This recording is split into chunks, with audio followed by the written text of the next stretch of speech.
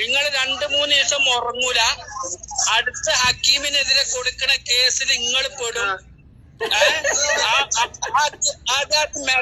മെരട്ടിക്കുള്ളൂ. ഞാൻ ഇഷ്ടമുള്ള മാതിരി ചെയ്യുന്ന അറിഞ്ഞിക്കുള്ളൂ. അപ്പൊ എന്നോട് ചോദിച്ചു നിങ്ങളെ പേരെന്താ ചോദിച്ചു. എന്റെ പേര് മുഹമ്മദ് അലി.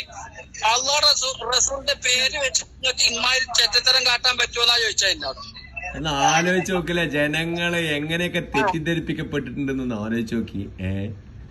എല്ലാത്ത പടപ്പുകളാട്ടോ. നിങ്ങളെവിടെ ഗ്രൂപ്പിലുണ്ടായിരുന്നു അല്ലേ? ഇവരുടെ തട്ടിപ്പ് ഗ്രൂപ്പ്, പിരിവെടുക്കണ ഗ്രൂപ്പുകളിൽ ഉണ്ടായിരുന്നു അല്ലേ? അതിലുണ്ട്. ഞാന് മറ്റേ ഇതിലുണ്ട്, ബകാല കൂട്ടായ്മ. നിങ്ങളൊക്കെ ഓരോരുത്തരും ഉണ്ടല്ലോ, ധൈര്യപൂർവ്വം പുറത്തേക്ക് വരണം. പൊതുസമൂഹത്തിന് ഇത് കാണിക്കണം.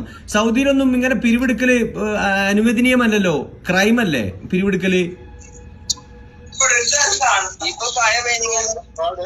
സൗദിയിലൊന്നും ഇങ്ങനെ പിരിവെടുക്കാൻ പാടില്ലല്ലോ, അത് ക്രൈം അല്ലേ, തെറ്റല്ലേ, കുറ്റകൃത്യമല്ലേ ഇപ്പൊ സൗദിയിലൊക്കെ പണം പിരിക്കണത്? സംഭവമൊക്കെ ശരിയാണ്. നമ്മള് പിന്നെ ഫിറോസ് അലിയാണ് എന്റെ അതിലേക്ക് കൊണ്ടുപോയത്. ഫിറോസ് അലി അല്ലേ, മറ്റേ പറക്കോടൻ.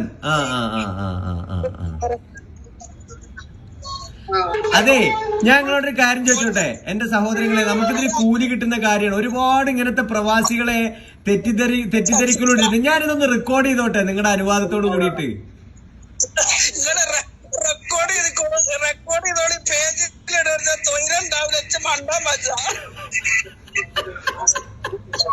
അതെന്താറിയോ, നിങ്ങളെപ്പോലെ ഒരുപാട് സാധു ജനങ്ങളെ അവർ പറ്റിക്കുന്നുണ്ട് ഈ ചാരിറ്റിയുടെ പേരിലേ, കരയിപ്പിച്ചിട്ടും പിരിയിപ്പിച്ചിട്ടും ഒക്കെ.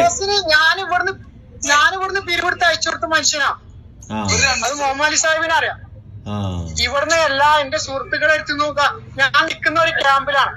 ഈ ആളുകളൊക്കെ എന്റെ സുഹൃത്തുക്കൾ, എന്റെ കളി ഇവരടുത്തൊക്കെ ഞാൻ പിരിവ് വാങ്ങുന്ന.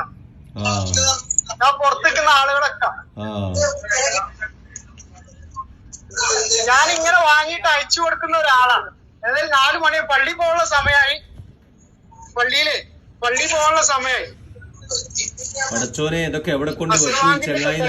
ഈ ചെങ്ങായി ഇതൊക്കെ എവിടെ കൊണ്ട് വെക്കുന്ന ഒരു പിടുത്തമില്ല. ഈ യതീമിന്റെയും മിസ്കിന്റെയും ഒക്കെ പൈസ ഇത് എവിടെ കൊണ്ടുപോ വെക്കുന്നറിയില്ല.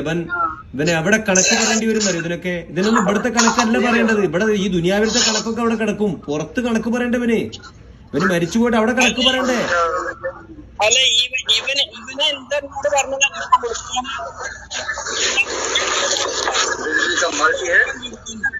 ശരി, മൂപ്പർക്ക് പള്ളിയിൽ പോകാൻ സമയമായി, നിങ്ങൾ പോയിക്കോളി. ഓക്കെ എന്നാ, അസ്സലാമു അലൈക്കും.